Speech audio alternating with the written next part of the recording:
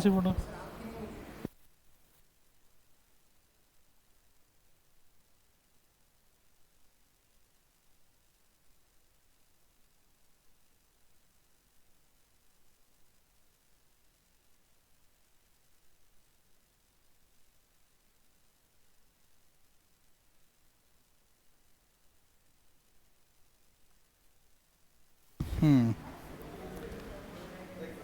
चलो भाई, इधर इधर इधर इधर ध्यान दो। टेबल नंबर 3.3 जो है ये इंपॉर्टेंट है बेटा, वो इसलिए क्योंकि इसमें जो लिखा हुआ है यूनिट्स ऑफ रेट कांस्टेंट दिख रहा है, ये बहुत इंपॉर्टेंट चीज़ है उसका यूनिट। क्योंकि ये बिल्कुल जो एमसीक्यू आता है सेक्शन है उसमें भी डायरेक्ट आने लायक क्वेश्चन है कि उसमें अब अननेसेसरीली आप लोगों को क्वेश्चन लेंदी करने के लिए क्या दे देगा कि एक रिएक्शन दे देगा, उसके बाद फिर उसमें कुछ डेटा भी दे देंगे, उसके बाद फिर उसमें बस ये हिंट कर देंगे कि ज़ीरो ऑर्डर का है। अगर नहीं, अगर ये reaction zero order kinetics follow करता है तो उसमें रेट कांस्टेंट का क्या यूनिट होगा। ठीक, तो अगर आप लोगों को ये चीज़ हैबिट में है तब तो ठीक है, वरना आप बेवकूफ़ो टाइप क्या करोगे, उस पूरे डेटा से कैलकुलेशन करने बैठोगे, कैलकुलेशन करने के बाद फिर उसमें काटोगे यूनिट को मोल से मोल, ऐसा ऐसा ऐसा। ठीक, तो इसलिए देखिएगा जीरो ऑर्डर रिएक्शन में रेट कांस्टेंट के लिए यूनिट क्या है, मोल पर लीटर पर सेकेंड। ठीक, जैसे ही आप आओगे फर्स्ट ऑर्डर रिएक्शन में तो ये हो जाता है सिर्फ सेकेंड इनवर्स, और सेकेंड ऑर्डर रिएक्शन के लिए ये है mole inverse litre per second. ठीक, अरे डन।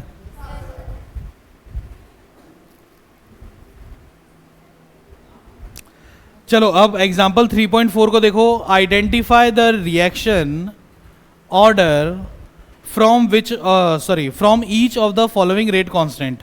पहला है k is equals to 2.3 into 10⁻⁻5 litre per mole, मतलब मोल इनवर्स और सेकेंड इनवर्स। क्यों सेकेंड ऑर्डर रिएक्शन है, क्यों सेकेंड ऑर्डर काइनेटिक्स होगा इसका, क्योंकि आप मोल इनवर्स लीटर सेकेंड इनवर्स लिखो चाहे litre mole inverse second inverse लिखो, मतलब एक ही है। उसके बाद है 3 × 10⁻⁻4 पर सेकेंड, और पर सेकेंड का मतलब वो तो फर्स्ट ऑर्डर का ही है।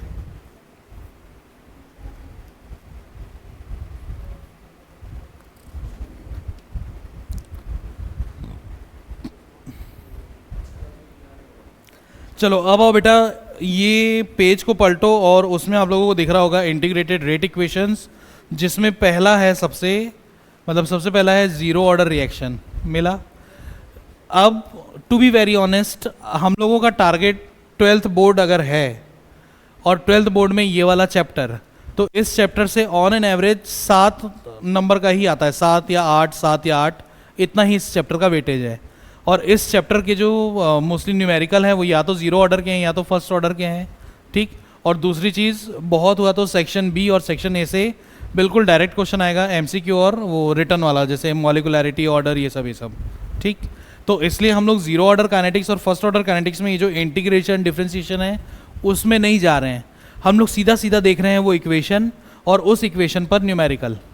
ठीक, क्योंकि वैसे भी डेरिवेशन अपने काम का नहीं रहता केमिस्ट्री में। अगर ये हम लोग फिजिक्स पढ़ रहे होते तो फिजिक्स में डेरिवेशन बहुत इंपॉर्टेंट है। ठीक, तो इसलिए अब एक चीज बस इसमें ध्यान दीजिएगा, zero order reaction means the rate of reaction is proportional to the zero power of concentration of reactant.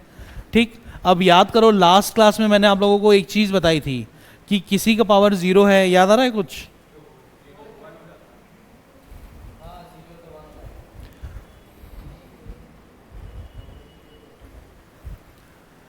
अगर किसी चीज़ का ऐसा हम लोगों ने देखा था ना लास्ट क्लास में कि ये ऐसा लिख रहे हैं आपकी रेट इज इक्वल्स टू के ए टू दी पावर ज़ीरो।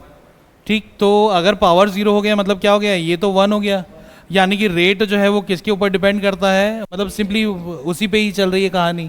यानी इसका कंसंट्रेशन जितना चाहे हो उसका कोई लेना देना नहीं है। सिर्फ क्यों नहीं है, क्योंकि इसमें एक्सपोनेंट ज़ीरो चढ़ा हुआ है। चलिए, अब उसके बाद जो लिखा हुआ है ये पूरा का पूरा डेरिवेशन, वो to be very honest please आप लोग एक बार के लिए ट्राई कीजिएगा, अपने लिए मेन काम का है। इसके जो जस्ट बैक साइड में देखिए एक इक्वेशन दिया हुआ है,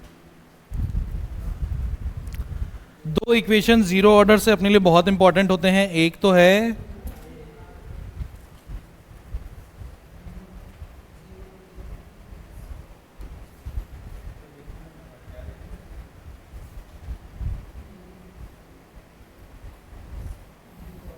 रेट कांस्टेंट के, और दूसरा अपने लिए इक्वेशन बहुत इंपॉर्टेंट होता है क्या, या चलो यहीं से हम लोग उसको निकाल के देखते हैं।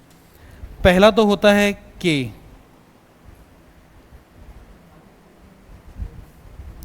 इसके लिए इक्वेशन क्या है बेटे, आप लोगों को दिख रहा होगा R not minus R upon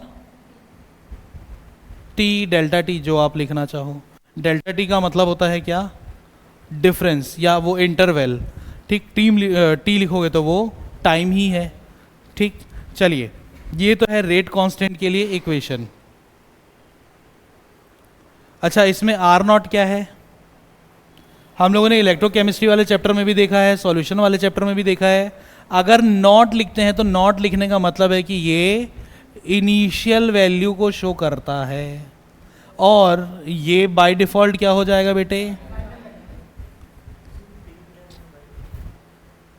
अरे क्योंकि ये दोनों में वो अलग अलग कलर रखा है मैंने। डन, चलिए कहानी चलाओ आगे। ये रुको, पेज टर्न करो और half life of a reaction.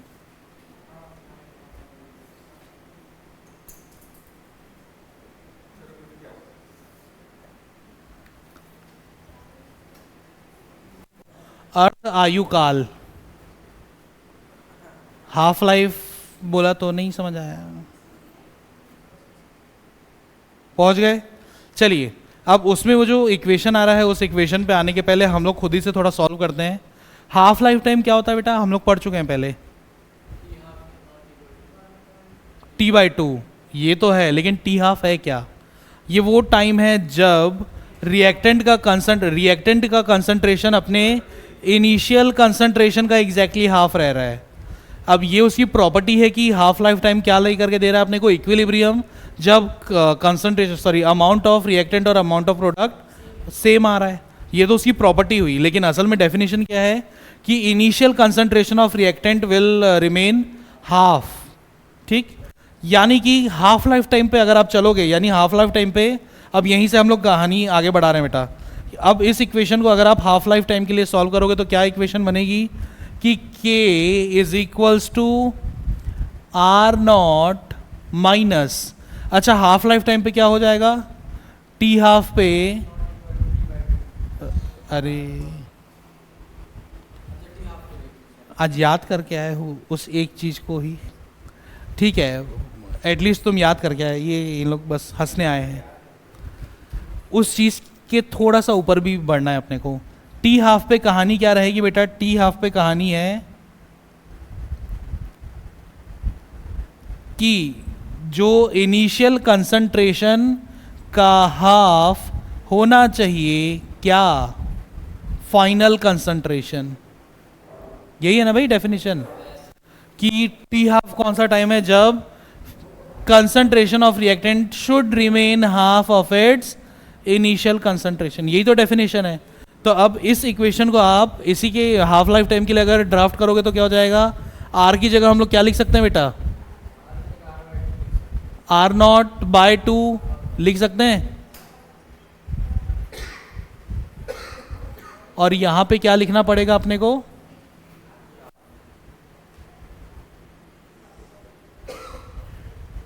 Done. चलो थोड़ा सा एलसीएम लेके सॉल्व किया जाए।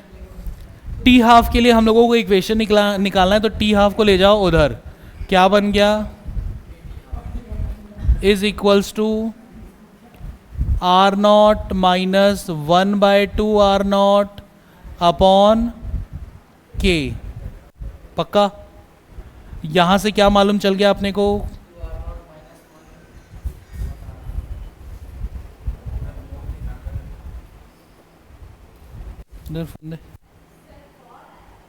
किसका बात कराओ, हंसते हो, ये नहीं भूलना चाहिए कि गुरु तो गुरु होता है, ठीक, डायमेंशन कोई भी हो। चलो भाई, अब इसको थोड़ा सा सॉल्व करके देखें। एलसीएम क्या आएगा यहाँ पे, 1। सॉल्व करेंगे तो क्या बनेगा बेटा, ये बनेगा 2r0 माइनस r, पक्की बात।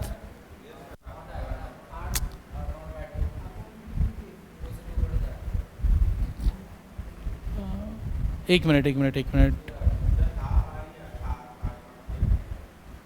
कहीं तो भी गड़बड़ की है मैंने। ट्वाइस ऑफ r0, हाँ अच्छा एक मिनट एक मिनट एक मिनट, हम लोग इतना इसको कॉम्प्लेक्स नहीं करते हैं। इधर देखो, r0 में से हाफ r0 चला गया, कितना बचा है, हाफ r0 ही बचा है, ठीक है। तो यहाँ से अपने को कंक्लूजन क्या मिल गया, हाफ r0 अपॉन के। रेशनल वैल्यू के अपॉन में रेशनल वैल्यू है, आपको मालूम है, ये क्या हो जाएगा k अपॉन 1, यानी 1 अपॉन के से मल्टीप्लाई होगा, यही करते हो ना आप लोग तो, ठीक। तो ये क्या हो गया, ये जब क्रॉस मल्टीप्लाई होगा रेसिप्रोकल होके तो r0 अपॉन 2k। देख लीजिए बुक, यही है इक्वेशन जीरो ऑर्डर के लिए।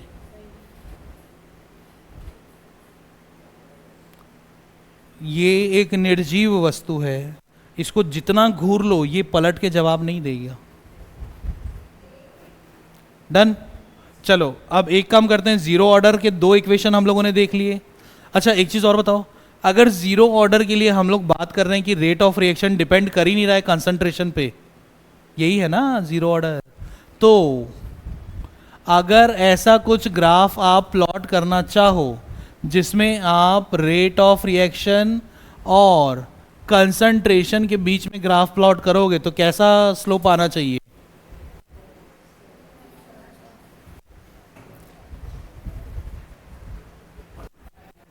क्यों ऐसा, क्योंकि वो डिपेंड नहीं कर रहा है, ठीक। रेट ऑफ रिएक्शन और कंसंट्रेशन एक दूसरे पे डिपेंड नहीं कर रहे हैं, इसलिए जो ग्राफ का स्लोप है वो कैसा आएगा, स्ट्रेट लाइन आएगी, ठीक। और ध्यान रख लो, ऐसा वाला जो स्लोप है वो आपके पूरे सिलेबस में अभी तक आपने किस में देखा है, एक तो देखा है चैप्टर 1 में सॉल्यूशन में, और एक देख रहे हो सीधा इस चैप्टर में, वो भी किसके लिए, सिर्फ जीरो ऑर्डर काइनेटिक्स के लिए। इन दोनों के अलावा पूरे क्लास 12 के सिलेबस में ये वाला प्लॉट किसी के लिए नहीं है। डन।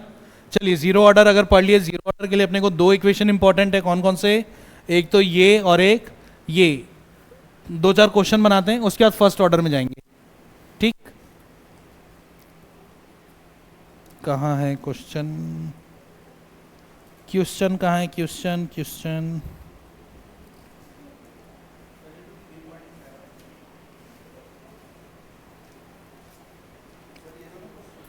ये तो किस में है,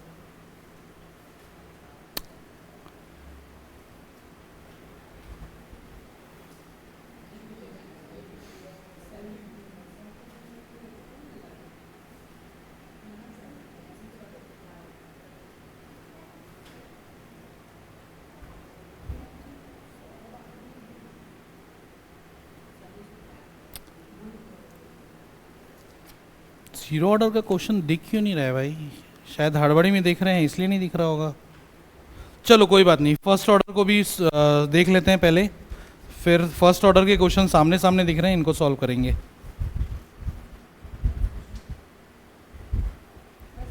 चलो फर्स्ट ऑर्डर, हेडिंग डालो भाई, फर्स्ट ऑर्डर।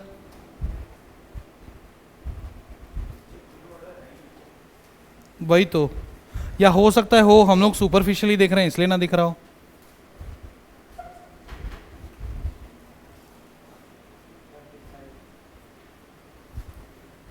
चलो भाई इसको हटाऊं, अगला जो रेट क्या बोलना चाहिए, नॉट रेट ऑफ रिएक्शन, अगला जो अपने पास ऑर्डर ऑफ रिएक्शन है या टाइप ऑफ रिएक्शन है, बेस्ड ऑन ऑर्डर। कितना टाइम हो रहा है सर?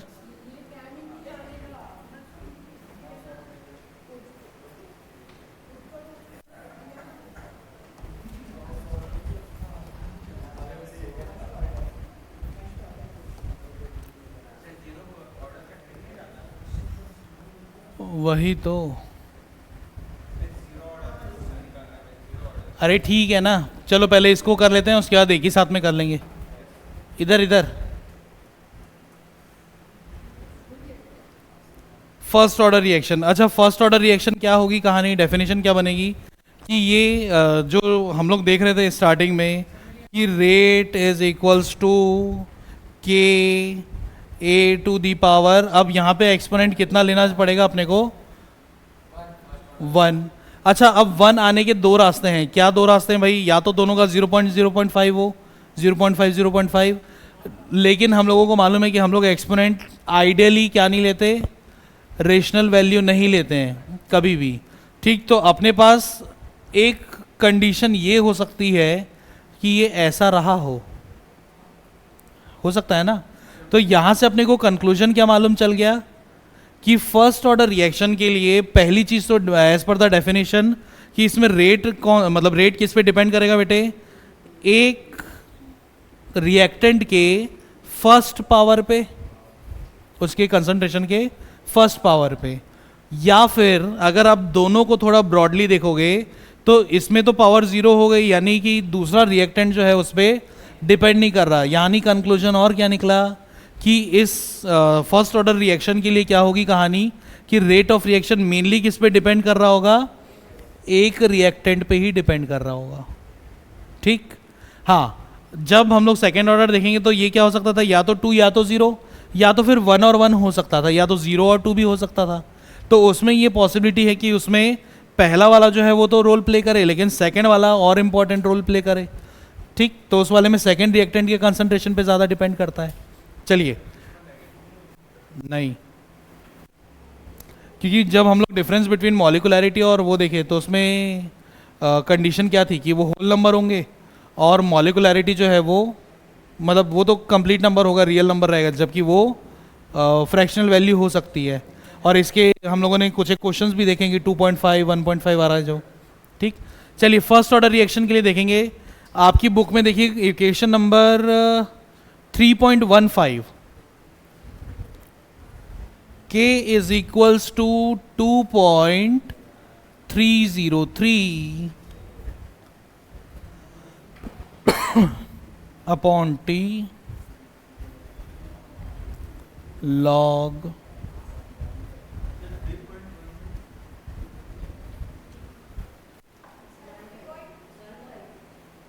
क्वेश्चन नहीं, इक्वेशन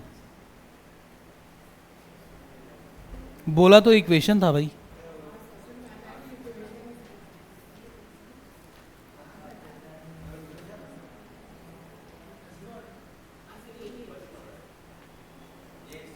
ठीक, अच्छा, अब ये तो हो गया कि इसके लिए बेटा रेट कांस्टेंट के लिए। और कहानी क्या है कि अगर इसमें आप टी हाफ के लिए क्वेश्चन मतलब ड्राफ्ट करो,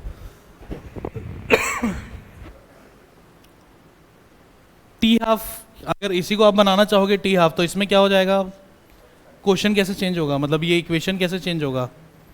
टी हाफ के लिए अगर सॉल्व करोगे तो क्या होगी कहानी, K is equals to 2.303 upon T half, अरे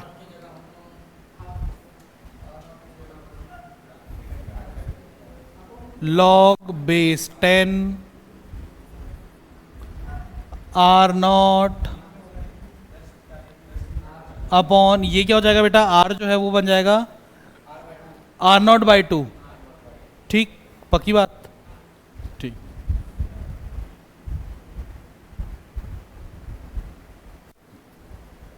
टी हाफ को ले जाओ उधर, इज इक्वल्स टू 2.303 अपॉन के लॉग बेस 10। आपको मालूम है ये अब रेसिप्रोकेट होकर के कैसा सॉल्व होगा, वो तो आर नॉट बाय 1 है असल में, और ये क्या हो जाएगा, 2 उधर चला जाएगा, और ये कंडीशन क्या बन गई, 2 into R not upon R not. पक्का? log 2 की वैल्यू 0.3010,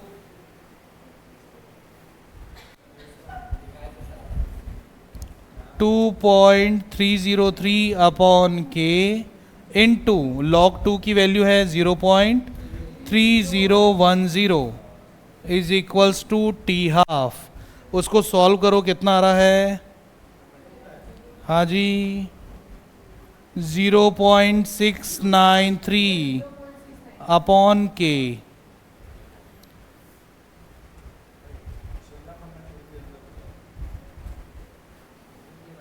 ठीक, इन दोनों चीज़ों को आप लिख लीजिए कि ये वाला जो इक्वेशन है बेटे, इस इक्वेशन का डेरिवेशन शायद ही कभी पूछे, लेकिन हो सकता है अगर डेरिवेशन हो या फिर आपके स्कूल के एग्जाम में प्री बोर्ड वगैरह में हो तो बहुत ज़्यादा होगा, तो ये कि टी हाफ कैलकुलेट करने के लिए इक्वेशन निकालो, तो ये आपके काम आएगा।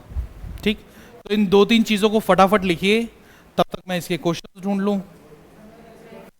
कहाँ है, ये लिख लियो।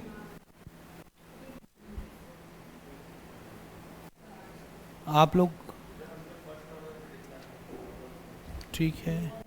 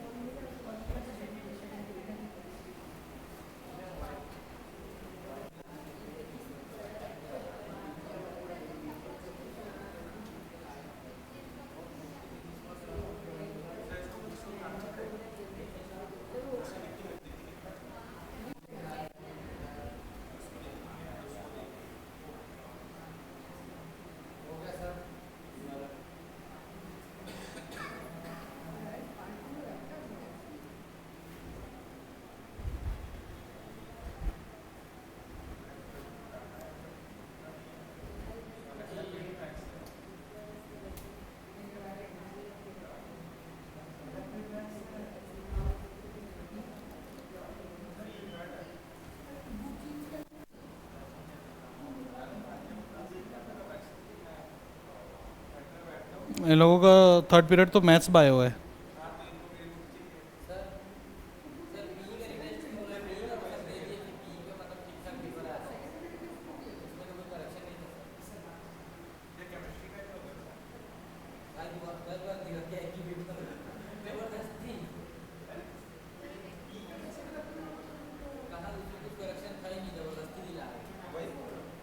हो गया, चलो।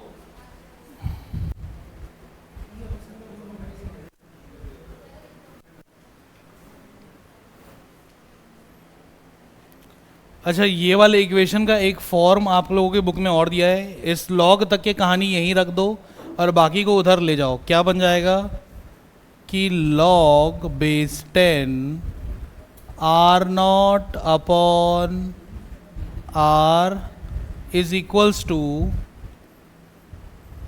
के इंटू टी अपॉन 2.303।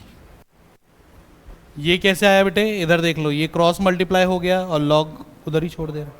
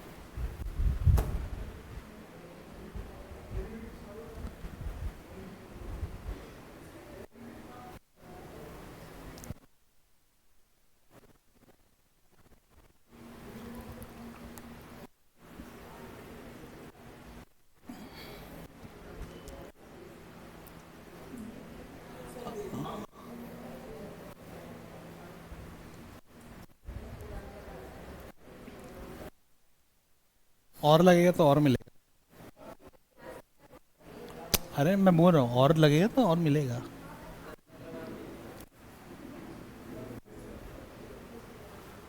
हो गया। चल आगे।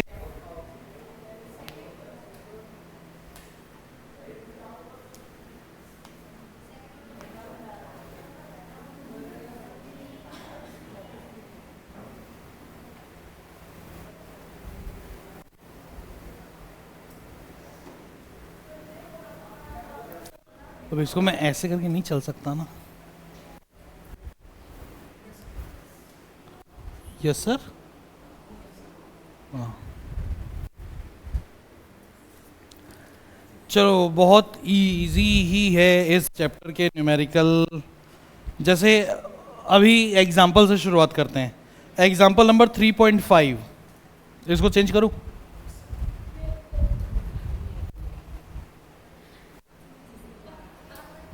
क्या क्या?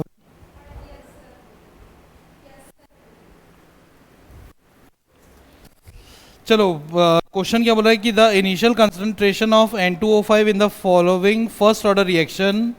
अच्छा, फर्स्ट ऑर्डर रिएक्शन का मतलब हम लोगों के लिए दो इक्वेशन अब फिक्स हो गए। कौन से? अगर हाफ लाइफ टाइम पूछेगा तो 0.693 अपॉन के, और के निकालना होगा तो 2.303 अपॉन टी इंटू वो log R not upon R was इतना एट 318 केल्विन आफ्टर 60 मिनट्स इतना हो गया। ठीक, calculate the rate constant of reaction. बहुत सिंपल है अकॉर्डिंग टू द क्वेश्चन। बेटा एक चीज़ और, बोर्ड एग्जाम में भी अगर आप लोगों को न्यूमेरिकल आएगा तो पहले तो क्वेश्चन को ध्यान से पढ़ो, और ध्यान से पढ़ लेने के बाद आपको करना क्या बेटे, गिवन क्वांटिटीज लिख लो। नो डाउट गिवन क्वांटिटीज लिखने पे मार्किंग नहीं मिलती। मैंने पहले भी आपको बताया 2 नंबर और 3 नंबर वाले न्यूमेरिकल में कैसा मार्क्स डिस्ट्रीब्यूशन होता है। कैसा बताया था मैंने? 2 नंबर और 3 नंबर वाले में नहीं मिलता है।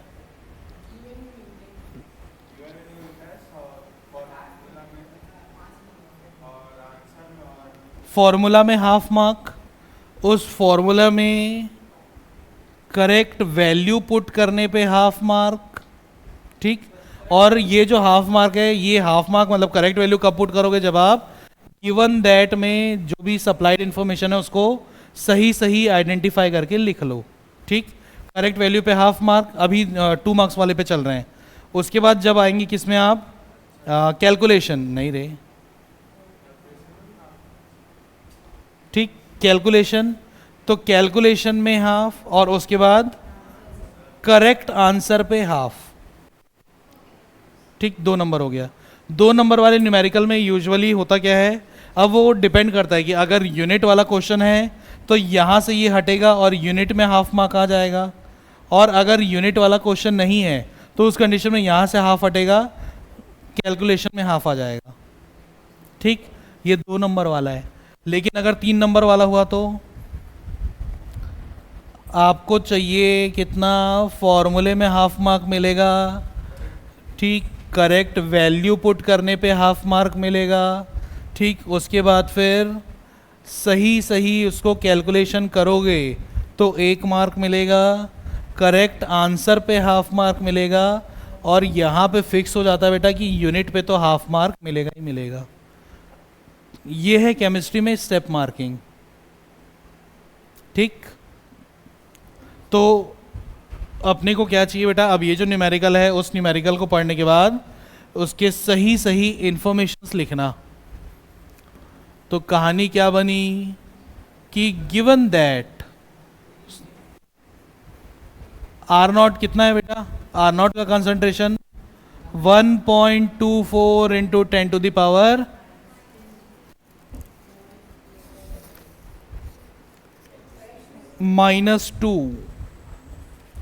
Moles per litre. आर की वैल्यू कितनी है बेटे, 0.2 into 10⁻⁻² moles per litre. Done. T कितना है, 60 मिनट्स। सीधे बैठो। और क्वेश्चन में कुछ दिया है क्या? ठीक।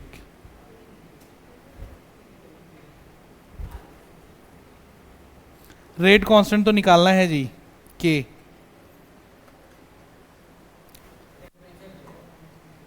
टेम्परेचर यूजलेस क्वांटिटी है इस क्वेश्चन के लिए। ठीक, चलो के निकालना है। अब आपको क्या करना है बेटे, अगली चीज आपको हैबिट डालनी है। वी नो दैट में क्या है, क्वेश्चन में हिंट क्या करके रखा है आपको बेटा, फर्स्ट ऑर्डर रिएक्शन है ना। तो for first order reaction comma rate constant comma k is equals to 2.303 upon t log base 10 R not upon R. लो, हाफ मार्क यहां मिल गया। अब हाफ मार्क कहां मिलेगा, therefore k is equals to 2.303 upon t है interval 60 minutes. ठीक, वैसे कायदे से क्या होना चाहिए वहां पे, डेल्टा टी इंटरवल रहता है वो। और क्वेश्चन में क्या बोला है कि जब से चालू हुआ है तब से लेके 60 मिनट पे चेंज हुआ है वो, यानी कि 60 माइनस 0 करना है। ठीक, लॉग बेस 10 कितना है, 1.24 इंटू 10 to the power -2 upon 0.2 into 10 to the power -2, और हाफ मार्क्स मिल गए। ठीक, यानी कि देखो, इसलिए मैं बोलता हूँ केमिस्ट्री में पास होना एकदम आसान है, बस वो सही इंसान मिला ही नहीं जो आपको बताया कि ऐसे पास होते हैं। ये लो, अब इसके बाद अगर आप नहीं भी सॉल्व कर रहे हो तो भी 1 नंबर तो फिक्स हो गया ना भाई। तो फिर ये कैंसल, कितना होगा ये,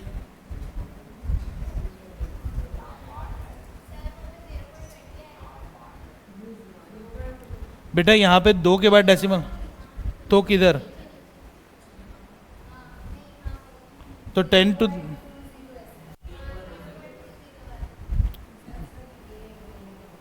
मतलब तो वही हुआ।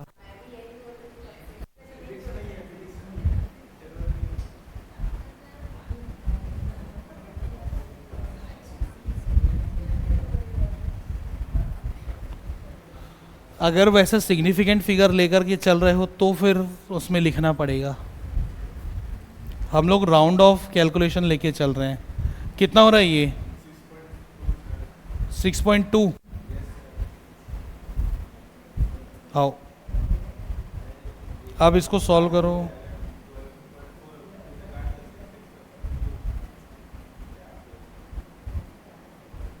6.2 की वैल्यू कितनी होगी, लॉग टेबल के हिसाब से 60 का 2 देखना है आपको। लॉग टेबल आता है, अरे मैथ्स वालों,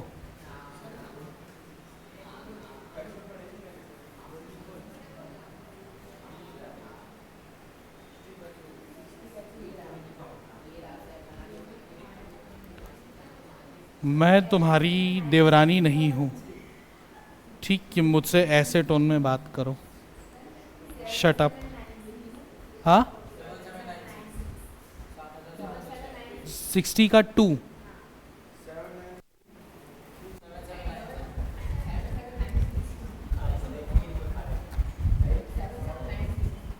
7796 मीन, एक minute, mean value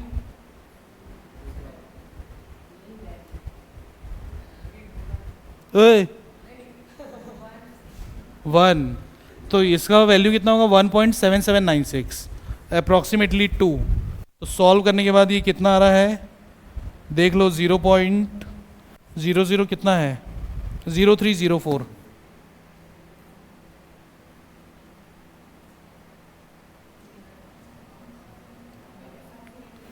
minute inverse.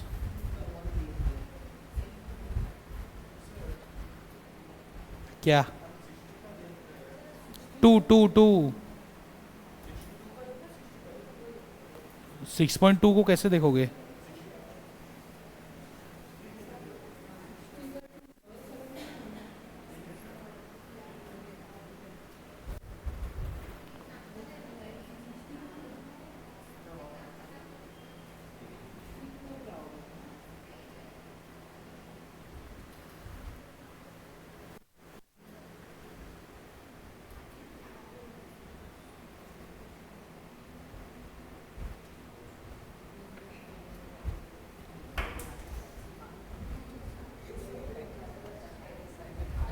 ये कैसे गिर गया?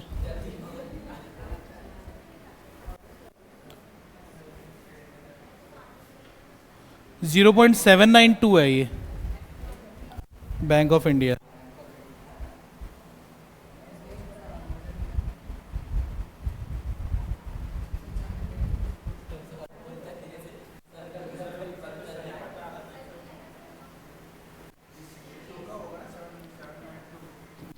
Sixty two.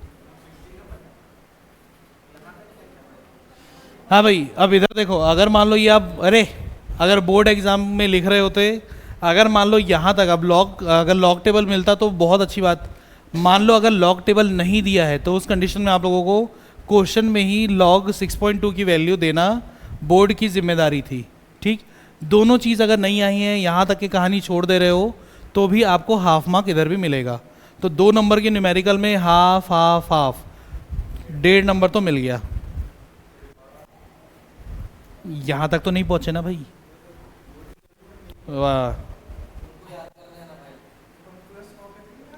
नहीं तो 100 तक याद करने की जरूरत भी नहीं है। 6.2, एक मिनट, 6.2 का मतलब कितना है? 62/10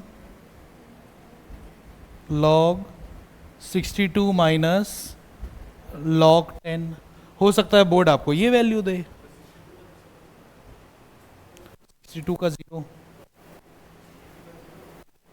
हाँ, लेकिन आपके बार नहीं, अब इसके लिए आप देखोगे 60 का 0, 60 का 2 और मीन वैल्यू लोगे आप 2, मीन वैल्यू 1। ठीक, तो ये कितना हो गया आपका 1, और इसमें आएगा जो भी 1.792, कि मीन वैल्यू 1 रखोगे तो उतना ही आएगा, ये 1.792 आएगा। तो 1.792 माइनस 1, 0.792।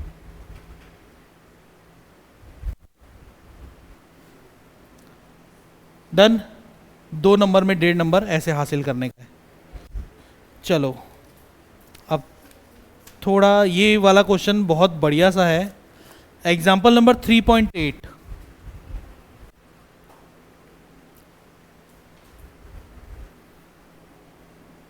हो गया, चलें आगे। देखो, एग्जाम्पल नंबर 3.8 जो है बेटा, ये और ऐसे वाले क्वेश्चंस आप लोगों को PYQ में भी मिल जाएंगे, आप लोगों को सैंपल क्वेश्चन में भी मिल जाएंगे। करना क्या है, show that in a first order reaction the time required for completion of 99.9% is 10 times of half life time of the reaction. ठीक, यानी कि कहानी क्या है, पहली चीज तो आप निकाल लीजिए हाफ लाइफ टाइम के लिए इक्वेशन क्या है। फर्स्ट ऑर्डर रिएक्शन है ना, फर्स्ट ऑर्डर रिएक्शन है, तो टी हाफ की वैल्यू कितनी रहती है? 0.693 अपॉन के। मान लेते हैं ये कौन सा वाला है, ये एक नॉर्मल हाफ लाइफ टाइम है। ठीक, लेकिन आपको क्या चाहिए,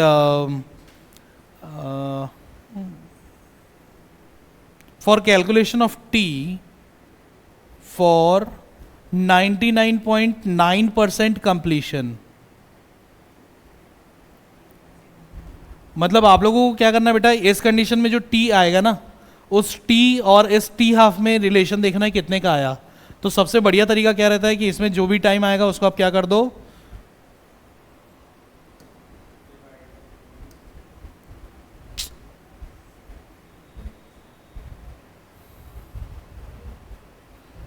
ठीक, इतना ही करना है। अब 99.9% कंप्लीशन निकालने के 2 तरीके हैं। पहला, आप R0 को 100 मान लो। अगर आप R0 को 100 मानोगे तो R कितना होगा बेटा? 99.9% खत्म हो चुका है, यानी R बचेगा अपने लिए 0.01। No sir, 0.1। सेकेंड कंडीशन क्या हो सकती है कि आप R0 को 1 मान लो। ठीक, तब इस कंडीशन में R की वैल्यू कितनी होगी बेटे? 0. अब ये तो 9 मतलब 99.9% खत्म हो गया ना, यानी कि ये कितना आएगा 0.00 ऐसा करके 1 में आएगा, 0.001 मान लो, 0 पॉइंट नहीं 0.01 ही आएगा, ठीक है डन।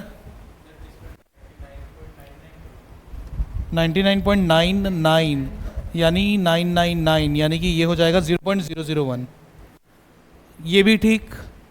अब इन दोनों में से कौन सा आपको पसंद आ रहा है? ठीक है, तो इस वाले को आप लगा दो फॉर्मूले में, के for the first order reaction कितना होता है बेटे? 2.303 अपॉन टी, और टी अपने को चाहिए, सॉरी log 10 आर नॉट कितना 100 अपॉन 0.1। ठीक, यहां से आप t की वैल्यू निकाल लीजिए। t की वैल्यू कैसे निकालेंगे आप? 2.303 अपॉन के लॉग, देखो तो ये कितना हुआ, ये हो गया 1000, 1000 का मतलब 10 टू द पावर 3, 3 आ गया सामने, log 10 यानी कितना हो गया ये?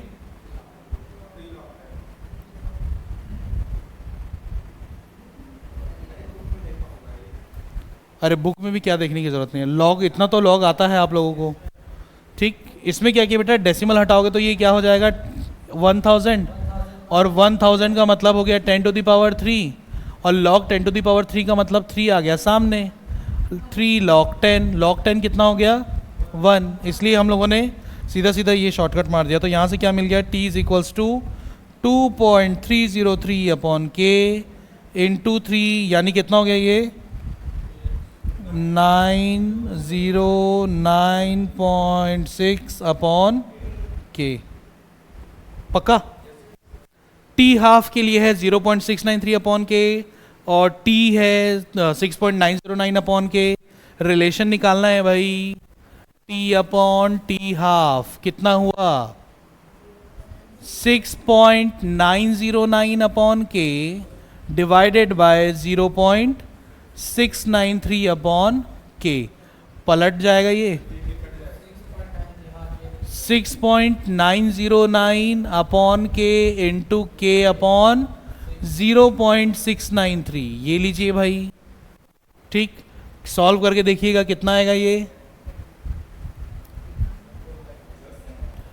यहाँ पे भी 3 के बाद डेसिमल है, यहाँ पे भी 3 के बाद डेसिमल है, यानी डेसिमल तो पूरा पूरा कैंसिल है। ठीक, और ये 693 और ये 6909, यानी ऑलमोस्ट 10 गुना। कैसे 10 गुना?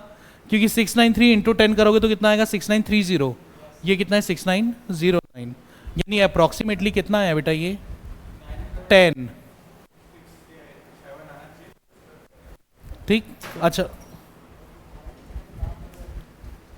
T upon T half is approximately equals to 10, यानी यहां से क्या मालूम चल गया कि T is equals to 10 times of T half. और यही तो शो करना था अपने को कि टी हाफ का 10 गुना है वो टाइम जब वो 99.99% खत्म हो रहा है। ठीक, सेम कंक्लूजन आपका तभी भी आता अगर आप ये वैल्यू लेकर के चलते। तब क्या हो जाता बेटे, इस फॉर्मूले में ऊपर में आ जाता क्या 1, ऊपर में 1 आ जाता ना, और नीचे क्या आ जाता 0.001, डेसिमल हटता, ऊपर में क्या आ जाता 1000, यानी कि अगेन कहानी वहीं से चालू हो जाती। लिख लो जल्दी से, क्या हो गया भैया?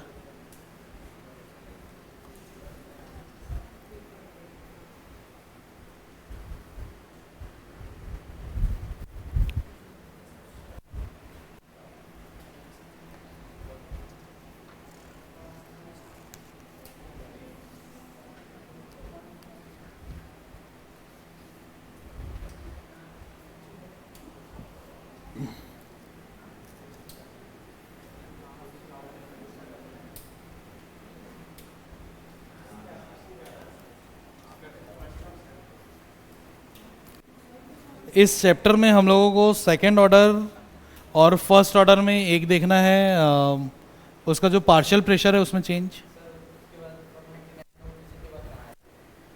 T for 99% completion, 99.9% completion. ये दो रास्ते हैं आपके पास, या तो आप ये हिसाब ले सकते हो या आप ये हिसाब ले सकते हो।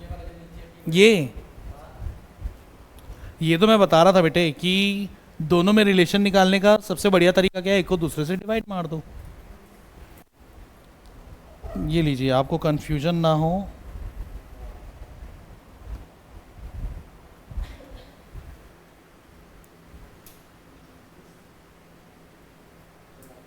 ठीक, अगली क्लास में फर्स्ट ऑर्डर काइनेटिक्स का ही थोड़ा सा और जो चेंज इन पार्शियल प्रेशर है वो देखेंगे। उसके बाद सेकेंड ऑर्डर, और उसके बाद फिर इसके एनसीईआरटी एक्सरसाइज, नहीं अभी वो बचा हुआ है सूडो ऑर्डर रिएक्शन और एक्टिवेशन एनर्जी। मैंने उस टाइम पे ही बताया था कि एक्टिवेशन एनर्जी जब हम लोग दोबारा पढ़ेंगे तब आर्रेनियस इक्वेशन आएगा। तो अब आर्रेनियस इक्वेशन आएगा तो हम लोगों को कोलिजन थियरी भी पढ़नी है। तो प्रोबेबली अराउंड 2 क्लास और चाहिए, फिर ये चैप्टर ख़त्म है।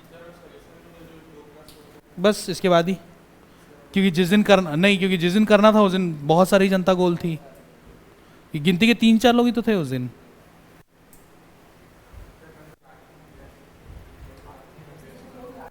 हाँ, यस यस।